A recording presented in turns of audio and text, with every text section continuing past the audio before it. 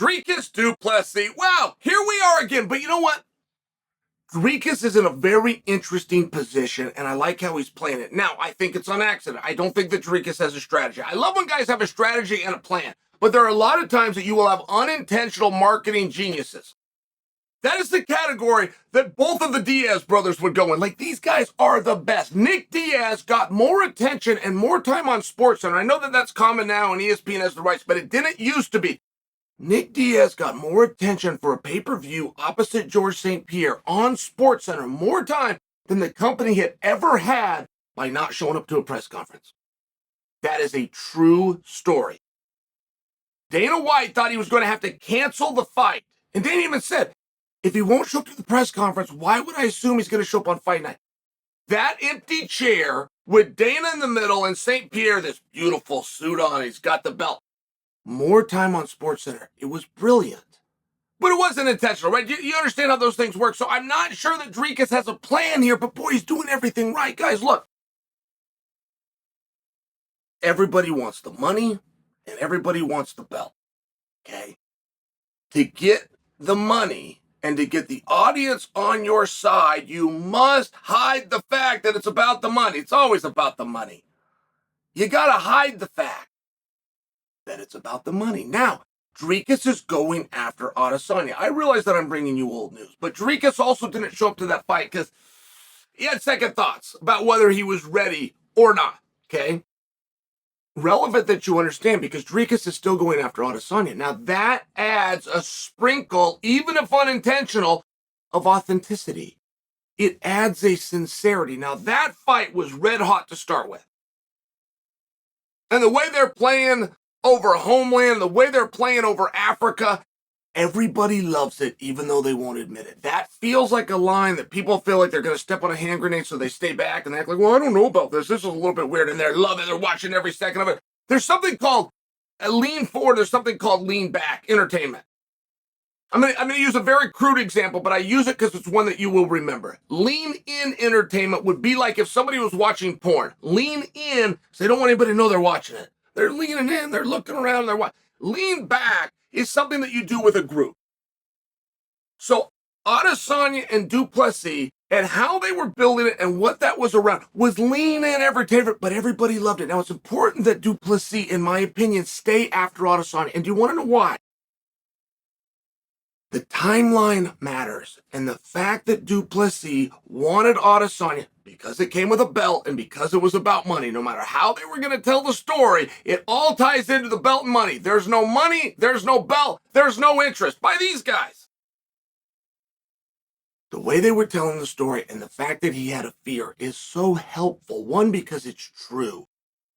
And the best stories are where you tell the truth. Don't try to swerve the audience, particularly when it's on TV and everybody saw it, but it's relevant. I'm not giving him a hard time here. That's a misunderstanding that I'm giving him a hard time. I'm a supporter of Du Plessis.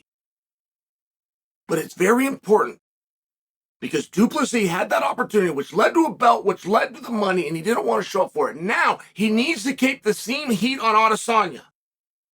He needs to keep the heat on. It brings a sincerity to it. Du Plessis was named the number one contender. Now, there's a time in business, there's a time in politics, and there's a time on sport. You got to shoot on the son of a bitch. That's what it's called. I was in the Ultimate Fighter 3 in Brazil with Vanderlei Silva. Now, I'm sorry to give you a big news flash. Vanderlei and I are now friends. I'm sorry to do that to you. The feud was fun and all of that.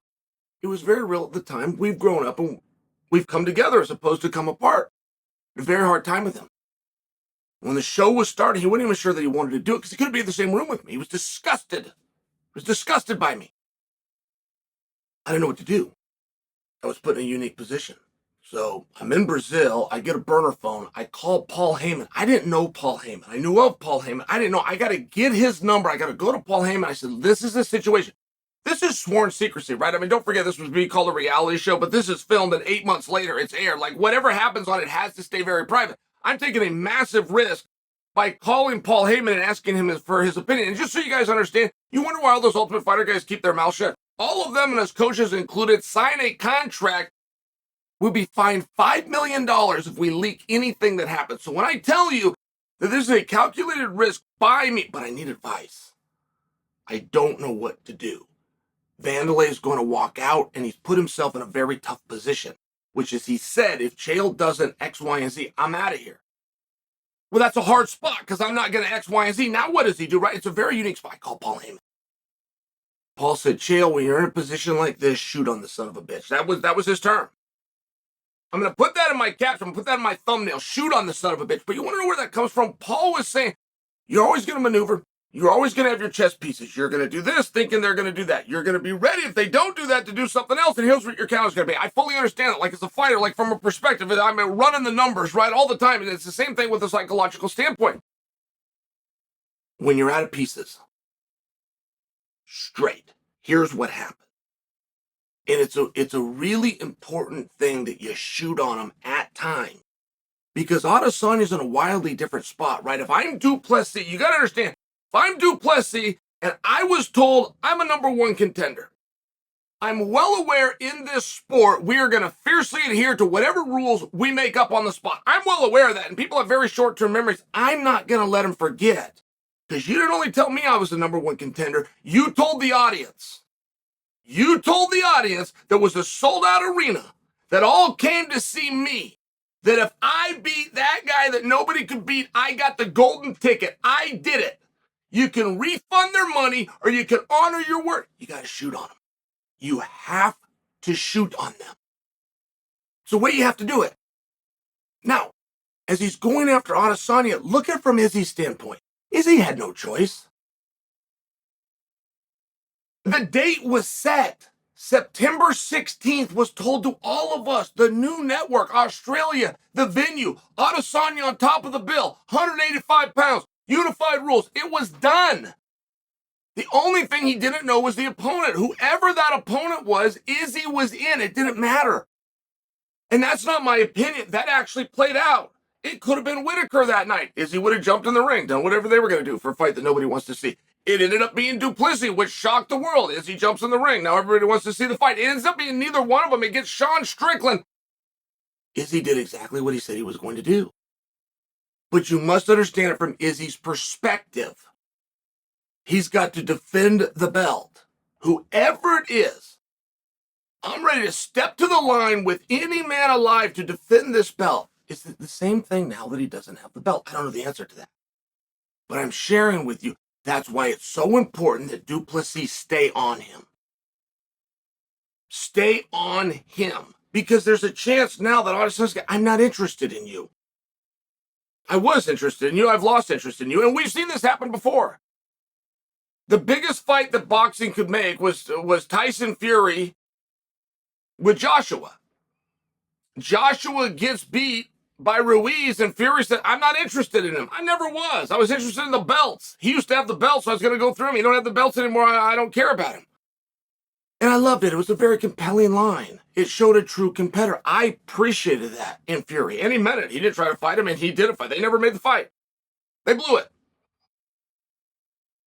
So from this perspective, if you're in Du Plessis' spot, and if you were sincere, which I take him that he was, it's very important that you stay on Adesanya for the very reason that you backed down one time, but you might be able to back him down.